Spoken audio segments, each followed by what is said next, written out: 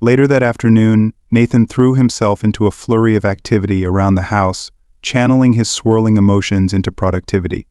He arranged for groceries to be delivered, assembled a sturdy crib in one of the guest rooms, and mentally cataloged every item Lauren and the twins might need. Trying to show off, Lauren's voice broke the quiet, startling him as she leaned against the doorway. Her arms were crossed, but a faint smirk softened her features. Nathan straightened, a screwdriver still in his hand. "Just trying to be helpful," he said lightly, though his gaze held a seriousness that contradicted his casual tone. Lauren stepped further into the room, her eyes falling on the newly assembled crib. "It's nice," she admitted, a hint of appreciation in her voice. "You didn't have to go through all this effort." "I did," Nathan responded without hesitation. He set the screwdriver aside and turned to meet her gaze directly. "You're my family, Lauren. Taking care of you is my responsibility now." For a moment, Lauren's expression shifted, caught between gratitude and a lingering sense of reservation. Finally, she spoke, her voice quiet but firm. "You don't have to do it alone." "I know," Nathan said, his tone resolute but softened by sincerity. "But I want to." That evening, David made a call to Rachel, explaining Lauren's precarious situation. "I need someone sharp," he said, pacing back and forth in his study. "Someone who knows how to cut through the red tape and make sure she's safe." "I'll be there in an hour," Rachel replied, her voice clipped and assured. When she arrived, her presence was striking, poised and authoritative, carrying an energy that immediately commanded attention. Nathan, who had been sifting through documents with David, looked up, his body stiffening slightly as she entered the room. "This is Rachel," David said, motioning toward her. "She's my lawyer and an old friend. Rachel, meet Nathan, Lauren's brother." Rachel's sharp eyes flicked toward Nathan, assessing him with a keen intensity. "Brother, huh?" she said, her voice light but tinged with curiosity. "Nice to meet you." Nathan gave a small nod, subtly straightening his posture. "Likewise." The interaction was brief, but the tension in the room was palpable. Rachel's composed confidence seemed to contrast sharply with Nathan's guarded demeanor, and yet neither broke their gaze. "Let's get started," Rachel said briskly, cutting through the charged silence as she laid her bag on the table. Later that night, as the house settled into a peaceful stillness and the twins lay soundly asleep, Lauren found David in the living room. He sat in a quiet corner, a glass of whiskey resting casually in his hand. She lingered in the doorway for a moment, unsure, before finally stepping inside. "Thank you," she said softly, her voice breaking the silence. David looked up, his expression unreadable. For what he asked, his tone even. "For everything," Lauren replied, motioning subtly toward the room around them. "The house, the food, giving us a place to be when we had nowhere else."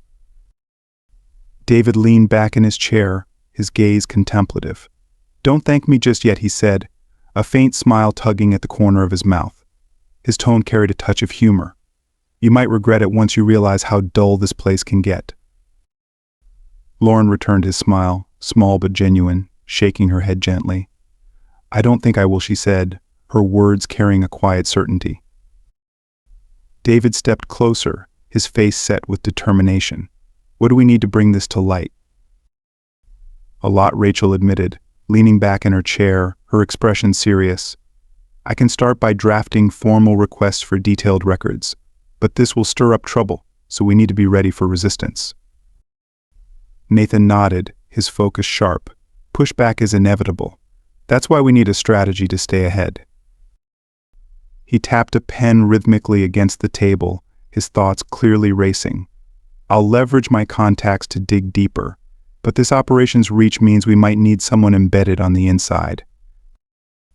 Rachel's brow lifted slightly, skepticism flickering across her face. "Are you suggesting infiltration?" Nathan's gaze didn't waver. "I am." Rachel's lips pressed into a tight line. "That's a risky move. If they're as connected as we suspect, you'll be exposed before you can get anything useful." "I can manage it," Nathan said firmly, his tone leaving no room for doubt. David interjected, raising a steadying hand. His voice was calm, but it carried a weight of authority. Our priority right now is evidence collection. If infiltration becomes necessary, we'll plan it carefully and leave no room for error. Rachel nodded in agreement, though she fixed Nathan with a pointed stare. Don't go rogue on this, Nathan. We need caution, not heroics. Lauren stood just outside the doorway, her breath catching as she listened to the exchange unfolding in the room. She hadn't meant to overhear, but the weight of the words adoption records, resistance made her pulse quicken. Summoning her courage, she stepped into the room, her presence immediately drawing everyone's attention. What are you talking about? She asked, her voice steady, though an edge of worry lingered beneath it. David turned to her, his expression softening with reassurance. We're investigating the hospital where you gave birth, he explained gently, trying to figure out what's really happening. Lauren hesitated, her arms instinctively crossing over her chest as if to shield herself. And what do you think is happening there? She asked, her voice quieter now. Rachel stepped in, her tone calm yet firm. We suspect the hospital is involved in something much larger than it appears on the surface. It's possible they're exploiting vulnerable mothers, perhaps for illegal adoptions, or even worse. The blood drained from Lauren's face as the implications sank in. She lowered herself into a chair, her body tense. So, it wasn't just me, she whispered, almost as though she feared the answer. No, Nathan said softly, moving to sit across from her. His tone carried a quiet determination. You weren't the only one. But we're going to put an end to this. Lauren nodded faintly, uncertainty clouding her eyes. I don't know how much I can help, she admitted, her voice trembling slightly. That day, everything was such a blur. I barely remember anything. That's okay, Rachel interjected, her voice steady and kind. Leave the investigation to us. You just focus on yourself and the boys. That's what matters most right now. Later that afternoon, Lauren sat on the couch in the living room, her eyes following David as he knelt on the floor. Ethan and Jacob lay sprawled on a soft blanket, their tiny hands reaching for the plush toys Lauren had carefully placed around them. David's suit jacket was tossed over the back of a chair, his tie hanging loosely, a rare glimpse of his unguarded self. They seem to like you, Lauren said, a small smile tugging at her lips as Ethan giggled at David's exaggerated facial expressions. David glanced at her, his own smile softening. Well, they must have excellent taste in people. Lauren let out a quiet laugh, shaking her head. You don't give yourself enough credit, David. He leaned back, his elbows resting on his knees, his expression shifting to something more introspective. I wouldn't exactly call myself father material. Why not? Lauren asked, her tone carrying genuine curiosity. David hesitated, his gaze drifting to the twins, who were now happily cooing at each other. I've always been better at solving problems, not connecting with people. Lauren tilted her head slightly, studying him. You've connected with them, she said softly. And with me. That has to mean something.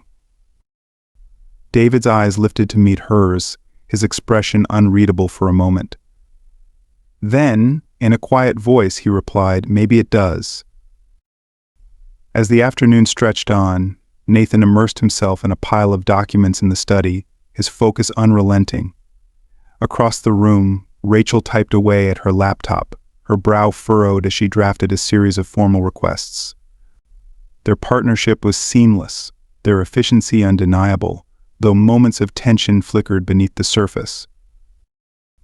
You're not great at staying still, are you? Rachel remarked, her tone wry as she kept her eyes fixed on the screen. Nathan smirked faintly, not looking up from his notes. Patience has never been my strong suit. Rachel leaned back slightly, her sharp eyes glinting with amusement. That's clear. But jumping into things without a plan doesn't help anyone. I don't jump, Nathan said, his tone calm but firm. I act when it's necessary. Rachel folded her arms, leaning back in her chair with a knowing smile. We'll see about that. That evening, Nathan convened a meeting in the living room. Lauren sat anxiously beside David on the couch, her fingers tightly gripping the edge of the cushion. Across the room, Rachel leaned casually against the wall, her arms folded but her sharp gaze attentive. Nathan stood at the center, a stack of papers in his hands and a weight of urgency in his posture. "We've got a serious problem," he began, his voice calm but carrying a gravity that filled the room. His eyes flicked toward Lauren. "Lauren, someone's been watching you and the twins." The air seemed to freeze. Lauren's breath hitched, her hands instinctively moving toward the bassinet where Ethan and Jacob lay sleeping. "What do you mean?" she asked, her voice barely above a whisper. Nathan placed the papers on the coffee table, his movements precise and deliberate. "I've uncovered evidence of surveillance," he explained. "Unmarked cars parked near the house, strange activity on the street. Whoever is orchestrating this isn't just after the hospital. They know exactly where you are." David's jaw tightened, his face hardening as he processed the information. "Then we can't waste any time," he said firmly. "We need to act." Rachel straightened from her position against the wall, her tone clipped and decisive. "We'll implement security measures immediately. I'll escalate our investigation to ensure we're ahead of them." Lauren's voice trembled as she spoke, the fear and uncertainty in her eyes plain. "What are we supposed to do now?" Nathan turned to her, his gaze unwavering. "We fight back," he said, the determination in his voice unshakable. The tension in David's mansion grew thicker by the moment. Rachel, impeccably dressed in a tailored blazer, examined a folder filled with falsified credentials Nathan had meticulously prepared. Across the room, Nathan adjusted his tie using the reflection in a polished glass cabinet. His normally composed demeanor showed the faintest crack, a subtle hint of unease. David strode into the study, his commanding presence undeniable, though the rolled-up sleeves of his shirt betrayed the informal urgency of their plans. "The hospital administrator is expecting us at 2:00, he announced, his voice steady. "I've arranged for the tour under the guise of an investor interested in expansion opportunities. You'll have about an hour to gather information before they start asking too many questions." Nathan nodded, his movements deliberate as he slipped a small recording device into his pocket. "We'll get what we need," he said with quiet confidence. Rachel looked up from the file, her gaze sharp and assessing. "And if things don't go as planned?" Nathan allowed a faint smirk to touch his lips. "They will." Rachel raised an eyebrow, clearly unconvinced, but chose not to argue. David handed each of them a sleek portfolio embossed with the name of a fictitious healthcare investment firm. "Stay in character," he advised, his tone firm but measured. "They're expecting investors, not investigators. Keep it professional." At the hospital, the pristine white corridors shimmered under the harsh glare of fluorescent lights, their sterility concealing a darker reality beneath the surface.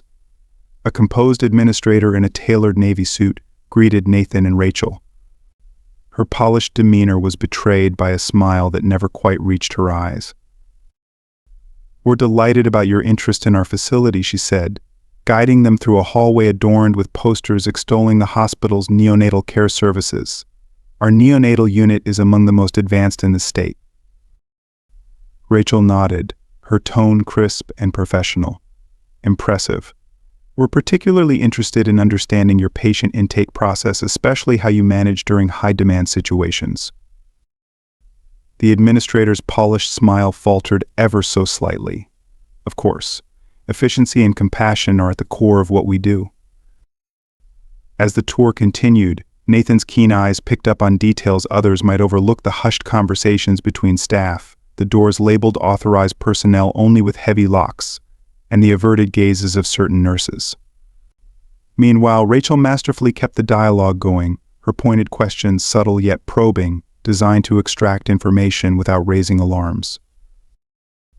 At a strategic moment, Nathan excused himself, pretending to take an important phone call.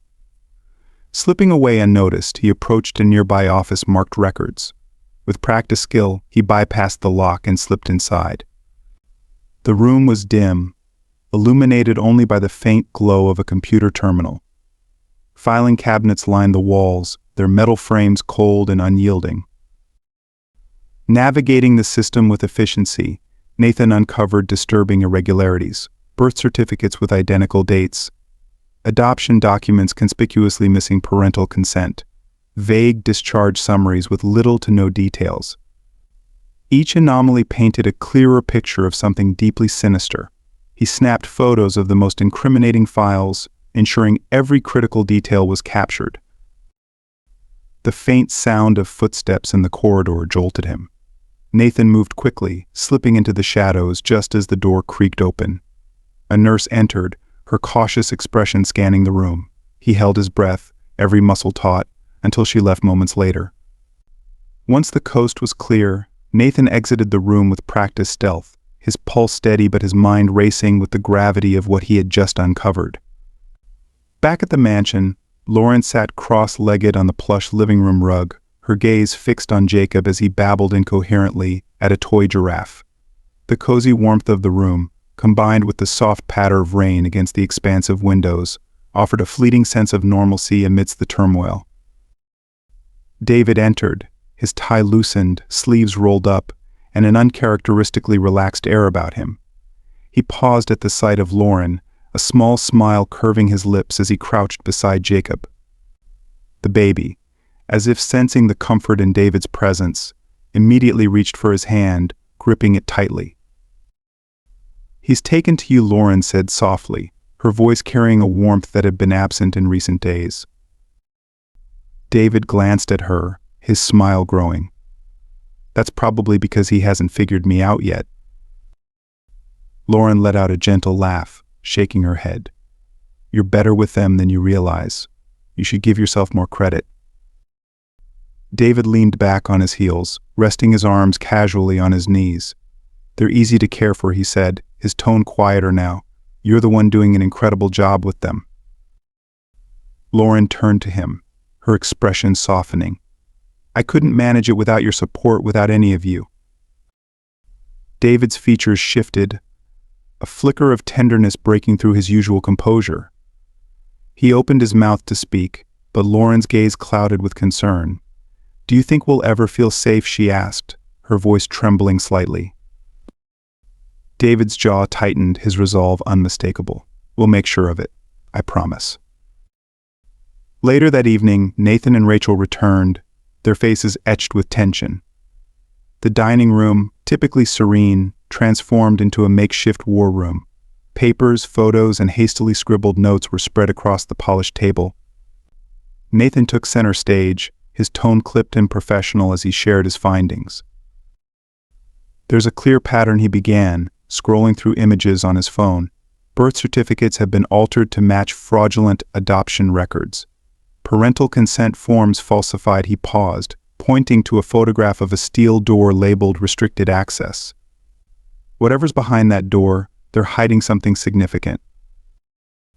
Rachel chimed in, her voice sharp and precise. "This isn't incompetence, it's deliberate. Whoever orchestrated this has powerful resources and connections." At the far end of the table, Lauren sat pale but resolute, her hands clasped tightly in her lap. "What's the next step?" she asked, her voice steady despite the tension lining her face. Nathan exchanged a glance with David and Rachel before answering. "We need more evidence, but we have to act fast. They're already suspicious. If they sense what we're doing, they'll lock everything down." David nodded, his voice firm and resolute. "Then we don't wait, we make the first move, and we move quickly." As if on cue, David's phone buzzed against the table. He glanced at the screen, his expression darkening as he read the message. "They're escalating," he said grimly. "There's increased surveillance around the house. They're aware we're onto them." Lauren's breath caught, and her hands instinctively moved to the twins' bassinet, gripping it tightly. "What does that mean for us?" she asked, her voice trembling. "It means," Nathan replied, his tone calm but laced with urgency, "we're running out of time." The room descended into silence, the gravity of the situation pressing down on everyone like a heavy weight. Outside, the rain grew heavier, its relentless rhythm against the windows mirroring the mounting tension within. It felt as though the world itself was bracing for the storm yet to come. The day began quietly, offering Lauren a rare moment of calm amidst the constant tension that had consumed her life. Determined to regain a semblance of normalcy, she decided to handle a simple errand: grocery shopping. Despite Nathan's protests, she stood her ground.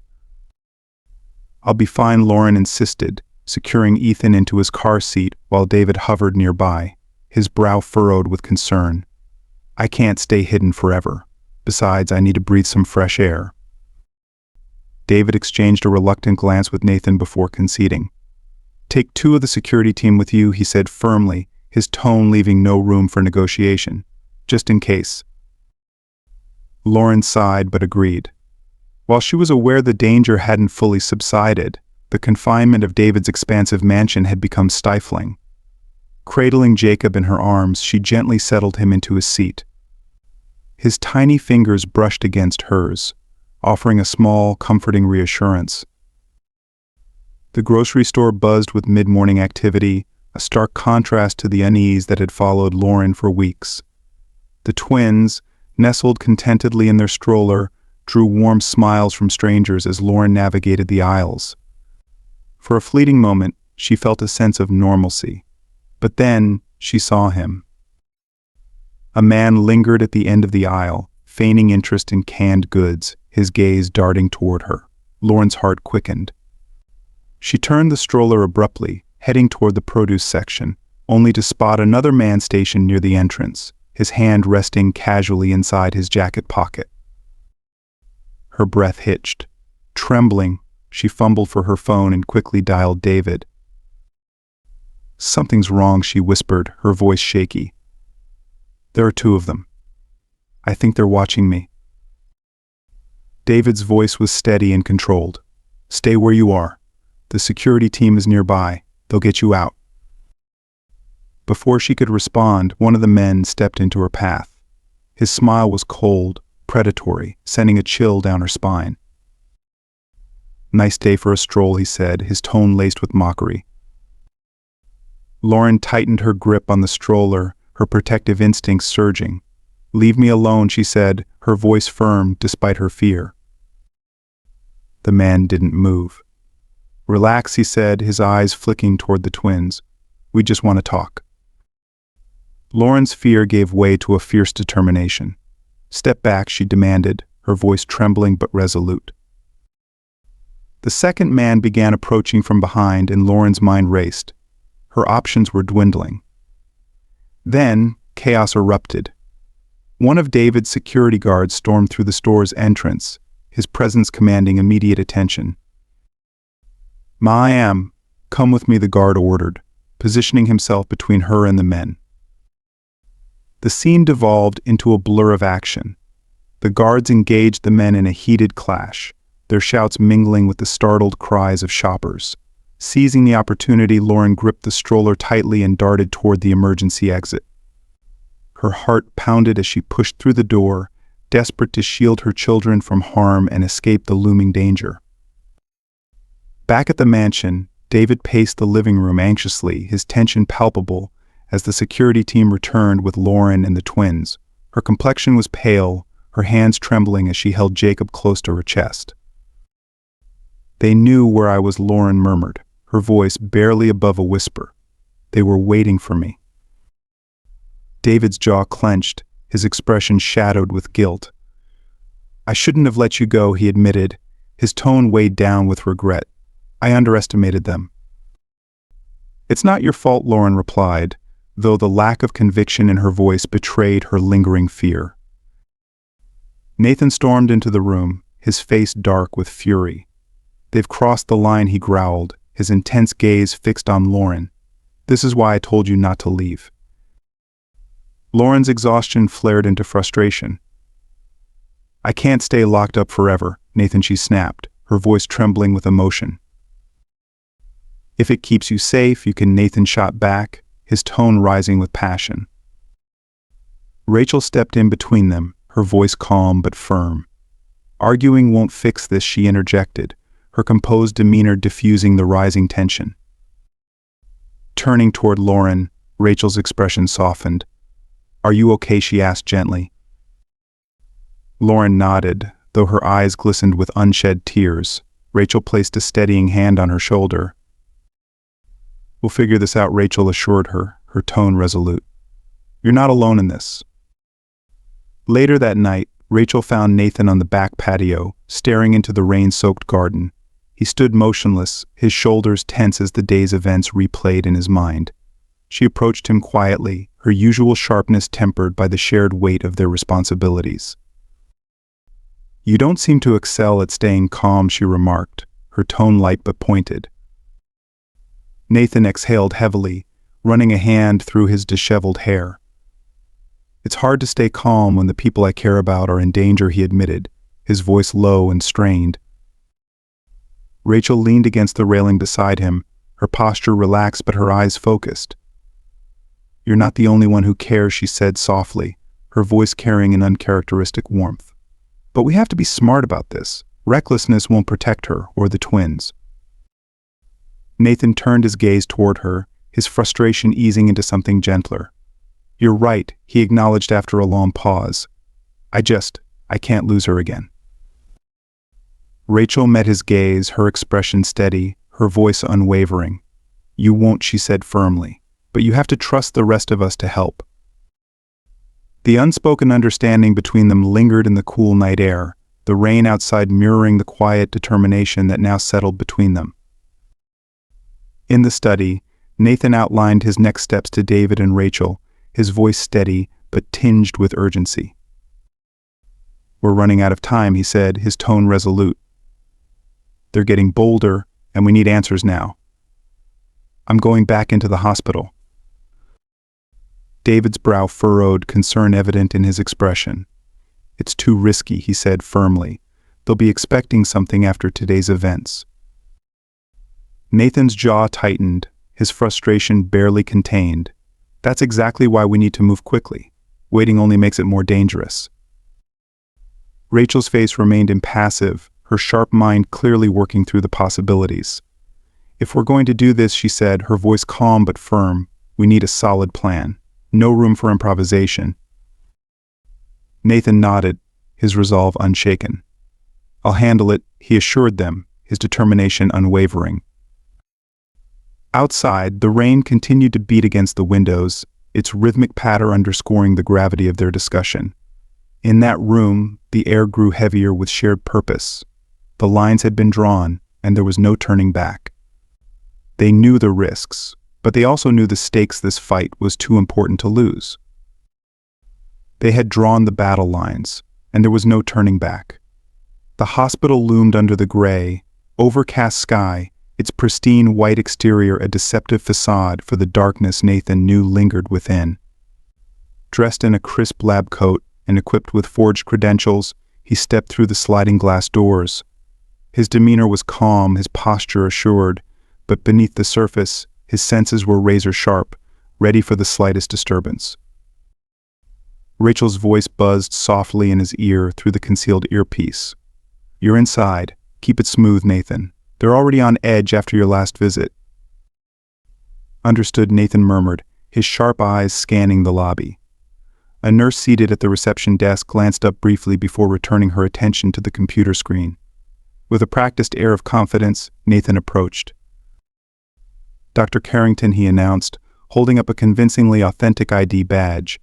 "Here for the facility evaluation." The nurse nodded, motioning toward a side door. "Administrative wing, second floor. Someone will meet you." Nathan thanked her, his voice steady, and strode toward the elevators, his heartbeat accelerating beneath his composed exterior.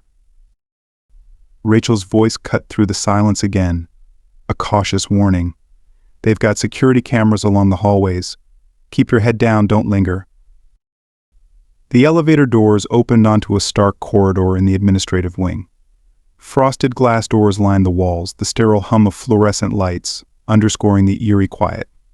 Nathan paused briefly, scanning his surroundings before stopping in front of the records room. A quick glance confirmed the coast was clear. Using a small tool, he swiftly bypassed the lock and slipped inside. The room was small and dimly lit, filled with rows of filing cabinets and a lone computer terminal glowing faintly in the corner. Wasting no time, Nathan worked efficiently, inputting the access credentials Rachel had provided. As files began to load, his stomach tightened. The data revealed the horrifying extent of the operation: falsified birth records, incomplete adoption documents, and shadowy financial transactions with untraceable endpoints. "Rachel," he whispered, tension lacing his voice. "It's far worse than we imagined. They're trafficking infants, selling them to the highest bidders." Rachel's response came immediately, her tone sharp. "Extract everything you can and get out, Nathan. If they catch you in there, it won't end well." Nathan transferred the incriminating files onto a flash drive and tucked it securely into his pocket. As he turned to leave, the sound of the door handle turning froze him in place. Quickly, he ducked behind a row of cabinets, his pulse thundering. The door creaked open, and a man in a security uniform entered. His sharp eyes scanned the room, the beam of his flashlight cutting through the darkness. Nathan remained motionless, his breath held. The guard moved closer, his light sweeping dangerously near. Rachel's voice crackled urgently in his ear. "Get out now, Nathan. Don't wait." Waiting for the perfect moment, Nathan slipped out of the room while the guard was distracted by the computer terminal. He moved quickly down the hall, but the guard's sudden shout halted him momentarily. "Hey you, stop." Adrenaline surged as Nathan bolted toward the stairwell. The heavy thud of the guard's boots echoed behind him, the sound of the alarm slicing through the hospital's quiet sterility. Each shrill note fueled his determination to escape. Bursting through the stairwell door, Nathan descended 2 flights, his movements swift and calculated. Reaching the ground floor, he seamlessly merged with a group of visitors congregated near the main entrance.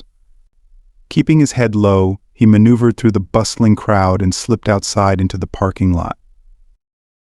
Clear, he exhaled into the earpiece, his voice steady despite his ragged breathing. Heading to the drop point now. Back at the mansion, Lauren's relief at seeing Nathan alive was quickly eclipsed by fury. She stormed into the living room, where he stood, still catching his breath. "What were you thinking?" she demanded, her voice trembling with emotion. "I was thinking about protecting you," Nathan shot back, frustration flashing in his tone. "This isn't just about you anymore, Lauren. It's about Ethan and Jacob. I had to act." Lauren's eyes filled with tears as her voice softened, breaking slightly. "I can't lose you too, Nathan. I just got you back." Nathan's expression softened instantly, and he stepped closer. "I'm not going anywhere," he said gently, "but I can't just stand by while they're out there threatening us. I have to do something." For a long moment, Lauren held his gaze, her shoulders sagging as the fight drained from her. "Just promise me you'll be careful," she whispered. "I promise," Nathan replied firmly, his voice unwavering.